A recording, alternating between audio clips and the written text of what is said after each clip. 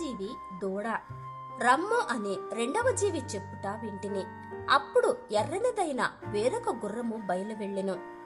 మనుషులు ఒకరిని ఒకడు చంపుకొనినట్లు భూలోకములో సమాధానము లేకుండా చేయుటకు ఈ గుర్రము మీద కూర్చున్న వానికి అధికారము ఇయ్యబడెను.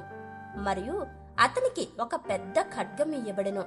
ప్రకటన గ్రంథము 6వ అధ్యాయము 3వ వచనము మరియు 4వ వచనము. మనుషుల మధ్యకు వచ్చి రక్తపాతాన్ని సృష్టించి మనుషుల మధ్య ఉన్న ప్రేమను, శాంతిని, సమాధానమును సమస్తమును నాశనము చేసి ఒకరిని ఒకడు నరుకుకొనుటకు తల్లి మీద పిల్లలకు, పిల్లల మీద తల్లికి, అన్నదమ్ములలో వారి మధ్యనే నమ్మకాలు లేవు. తల్లిదండ్రులచే చంపివేసిన కొడుకులు ఉన్నారు, కొడుకుల్ని చంపివేసిన తల్లిదండ్రులు ఉన్నారు. నరకబడటానికి, బలి అర్పించటానికి ఉపయోగించబడిన జీవి దూడ. రక్తము మనకు గుర్తుకు రావాలి. ఏ యేసు రక్తమైతే ఈ పాప ప్రపంచాన్ని కడిగి పవిత్రులనుగా మార్చిందో, రక్తమయమైనటువంటి ఈ పాపపు ప్రపంచానికి రక్తానికి రక్తమే సమాధానము అని తన రక్తాన్ని కార్చి బలి అర్పించి పాపలోకాన్ని కాపాడాడో, ఆ బలిని అంతటితో ఆపివేసిన యేసుక్రీస్తు బోధలు ఈ మానవ సమాజం మీద పనిచెయ్యలేదు. కాని తిరిగి మానవులు వారిని వారే చంపుకునే పరిస్థితిని ఎర్రని గుర్రము మీద కూర్చున్న వానికి చెయ్యరాని కార్యములు చేయుటకు దేవుడు భ్రష్ట మనసుకు వారిని అప్పగించినట్లుగా దూడ కేక వేయగానే ఎర్రని గుర్రము మీద ఉన్నవాడు కత్తిపట్టి సమాజంలో ఉన్న ప్రతివాడు ఒకని మీద ఒకడు పడి చంపుకున్నట్లుగా చేసింది. ఈ రోజు రక్తానికి రక్తమే సమాధానం అని అంటున్నది విప్లవం. మారణకాండ జరుగుచున్న ఈ రోజులలో సమసమాజం అని అనుకుంటూ వారు తుపాకీ గుండ్ల వర్షం కురిపించుచున్నారు. ఎక్కడ చూసినా బాంబు పేలుళ్లు, ఎక్కడ చూసినా మారణ హోమాలు. దేశాల మధ్య శాంతి, ప్రేమ లేదు.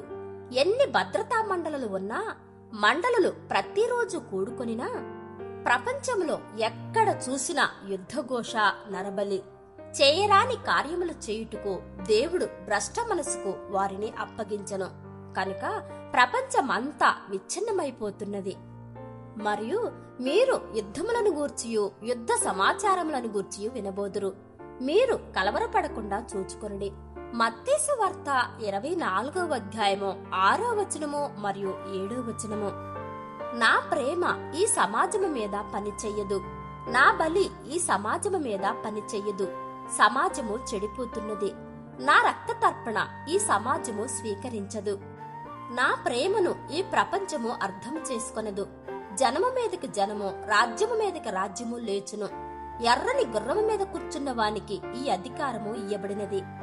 మనుషుల మధ్య శాంతి లేకుండా, మనుషుల మధ్య ప్రేమ లేకుండా ఒకరికి ఒకరు విరోధులై ఒకరిని ఒకరు పొడుచుకుంటూ నరుకుకుంటూ ప్రవర్తించుచున్నారు.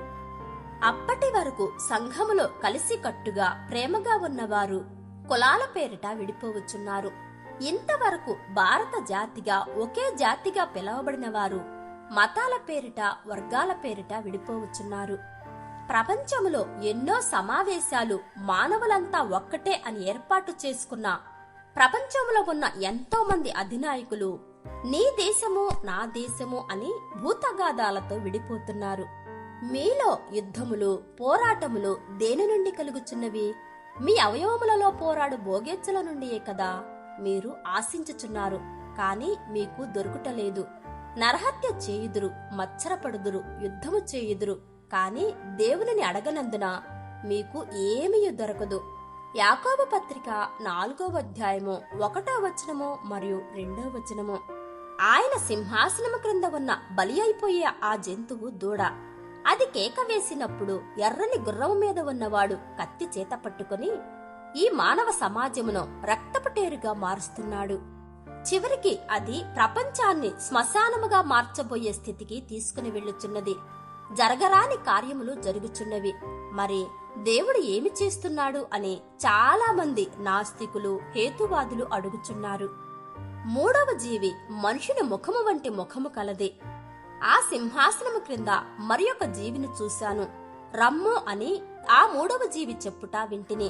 నేను చూడగా ఇదిగో ఒక నల్లని గుర్రము కనపడెను. దాని మీద ఒకడు త్రాసు పట్టుకుని కూర్చొనియుండెను.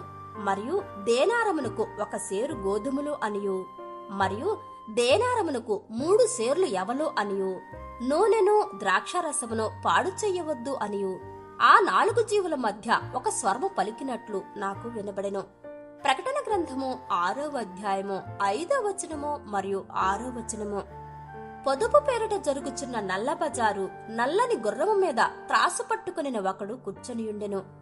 న్యాయస్థానాలలో న్యాయమైన దేవత ఉంటుంది, కాని అది చూడకూడదు. ఎందుకు అంటే దాని కళ్లకు గుడ్డ గంత కట్టి ఉంటుంది. న్యాయదేవత చూడలేదు. ఎవరో చూసిన వాళ్ళు చెప్తారు. ఏం చెప్తుంది న్యాయదేవత? ఎక్కడ దొరుకుతుంది న్యాయము? అంత అంధకారము.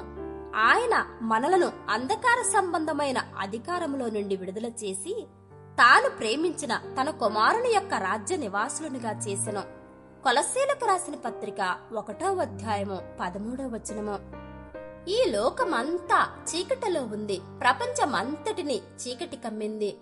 మొదటి శతాబ్దానికే ప్రపంచానికి అంతటికి చీకటి కమ్మింది. న్యాయము అని అంటూనే ప్రపంచము అన్యాయములోనికి వెళ్లిపోయింది.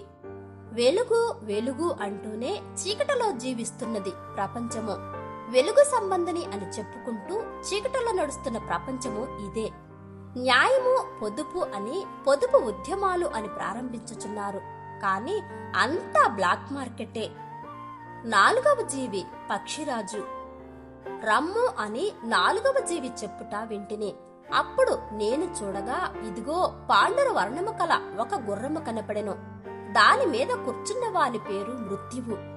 పాతాళలోకము వానిని వెంబడించెను. ఖడ్గము వలనను, కరువుల వలనను, మరణము వలనను, భూమిలో ఉండు క్రూర మృగము వలనను భూనివాసులను చంపుటకు భూమి యొక్క 4వ భాగము పైన అధికారము వానికి ఇయ్యబడెను. ప్రకటన గ్రంథము 6వ అధ్యాయము 7వ వచనము మరియు 8వ వచనము. ఇదిగో ప్రపంచపు ఆఖరి ఘట్టము. ఇవి మీరు చూచినప్పుడు మృత్యువాత పడకముందే, ప్రపంచము శ్మశానము కాకముందే, భయంకరమైన నిత్యాగ్ని దండనకు చేరకముందే కొందరినైనా కాపాడాలి. ఇవి అన్నీ చూసినప్పుడు మీరు కలవరపడకూడదు. పీనుగు ఎక్కడ ఉండునో గ్రద్దలు అక్కడ పోగవుతాయి. అంటే ప్రపంచము శవములతో నిండిపోతుంది. పక్షిరాజు వచ్చాడు అంటే నీవు శవం అయిపోతావు అన్నమాట. బ్రతికి ఉన్న వారి దగ్గరకు అది రాదు. చనిపోయిన వారి దగ్గరికే అది వెళుతుంది. చనిపోయిన వారితోనే దాని పని. పాలిపోయి బ్రతకటానికి జీవము లేక, బ్రతికే అవకాశము లేక కూలిపోతున్న నీ జీవితానికి అర్థము పాండుర వర్ణము గల గుర్రము చెప్పుచున్నది. కరువుల వలన, ఖడ్గముల వలన, మరణము వలన, భూమిలో ఉండు క్రూర మృగముల వలన భూనివాసులను చంపుటకు భూమి యొక్క 4వ భాగము పైన అధికారము దానికి ఇయ్యబడెను.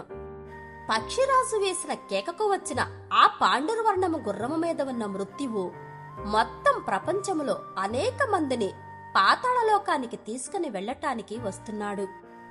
సహోదరా, కంటికి కనబడుచున్న నీ సహోదరుణ్ణి ప్రేమించని నీవు కంటికి కనబడని నీ దేవుణ్ణి ప్రేమించుచున్నాను అని నీ కొరకు, నీ భోగముల కొరకు ఉదయము నుండి సాయంత్రం వరకు ప్రార్థిస్తూ కాలయాపన చేస్తూ దేవుణ్ణి మోసగించుచున్నావు. నేను మీ గురించి ప్రాణము పెట్టాను, మీరును మీ సహోదరుల కొరకు ప్రాణం పెట్ట బద్ధులై ఉన్నారు అని యేసు అన్న మాటలు జ్ఞాపకము చేసుకో. ప్రేమతత్వం అర్థం కాని నాడు, యేసు మీలో లేని నాడు, మీ మనస్సు కరగని నాడు, మహావేదము మీ మనోనేత్రాలను వెలిగించనంత వరకు మీకు అర్థం కాని ఘోషే ఇది. దేవుని పిల్లలారా, ఆయన సింహాసనము క్రింద ఉన్న 4 జీవుల యొక్క భావము, ఆ జీవులు కేక వేసినప్పుడు వచ్చిన గుర్రముల రంగు, ఆ గుర్రముల మీద ఉన్న వ్యక్తుల పనులు, నేటి ప్రపంచపు స్థితి మనము ఆలోచించాము. ఇది జరుగుచున్న స్థితి 4 జీవుల సారాంశము.